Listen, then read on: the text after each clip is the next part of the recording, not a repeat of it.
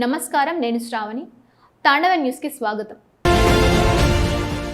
కాకినాడ జిల్లా తుని నియోజకవర్గం కోటనందూరు మండలం అల్లిపూడి గ్రామాన్ని దత్తతగా తీసుకున్న ఎమ్మెల్యే యనమల దివ్య గ్రామ అభివృద్ధిపై ప్రత్యేక దృష్టి సారించారు. ఈ నేపథ్యంలో గ్రామంలో నిర్వహించిన పలు అభివృద్ధి కార్యక్రమాల్లో ఆమె పాల్గొన్నారు.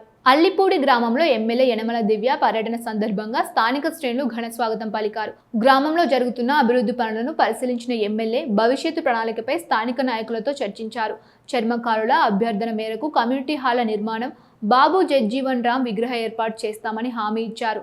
అలాగే అవతలపేటలో అంబేద్కర్ భవన నిర్మాణంపై సానుకూలంగా స్పందించారు.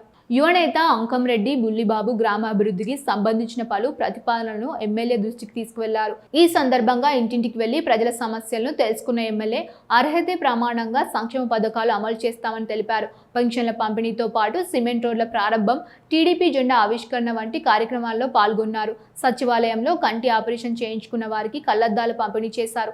అంతకుముందు డాక్టర్ బిఆర్ అంబేద్కర్ విగ్రహాలకు పూలమాల వేసి నివాళులర్పించారు. అలాగే అనారోగ్యంతో ఉన్న దళిత మహిళలను పరామర్శించారు.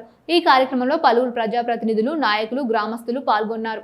తాండవ news. For more updates, like, share and subscribe.